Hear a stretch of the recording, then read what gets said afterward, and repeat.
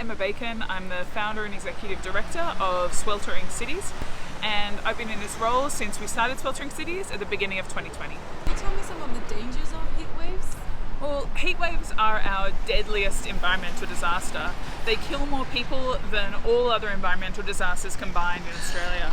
They can have a really severe impact on our physical but also our mental health. They can cause dehydration, heat stroke, heat exhaustion, which can be very risky for people, especially our most vulnerable community members, older people, people with disabilities, people with chronic illness, pregnant women, and even little kids. And there's also people who have existing medical conditions like respiratory or cardiovascular issues, diabetes. They can also be under immense physical health pressure as their bodies try and stay cool during a heat wave.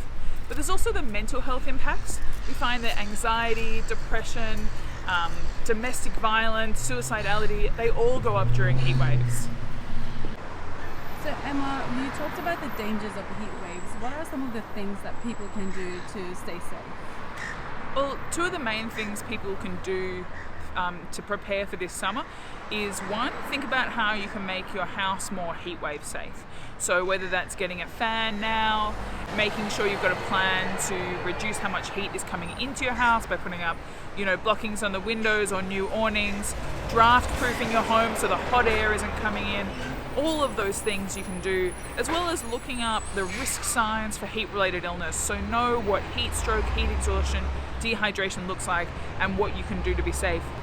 The second thing people can do is make sure you've got a plan to check in on people who might be vulnerable during a heat wave. Whether that's checking in on grandma or a pregnant friend or someone lives in a home that gets extremely hot. You can check in on those people, send a text, give them a call, drop by. All of those things can help make sure that people aren't falling through the cracks and getting sick in isolation. That's a really important thing for us all to do this summer. And what do you urge the government or those in power? I think what we need to see is more leadership from the state and federal governments when it comes to having a heat wave plan. We know that the type of heat waves we're going to face are unprecedented. We're going to see temperature records crumble just as we have this week with one of our really early heat waves we're experiencing in September. We need a plan that really meets those challenges at a state and a federal level. Emma says local government are lifting the heavy burden on heatwave safety and calls on state and federal government to act now.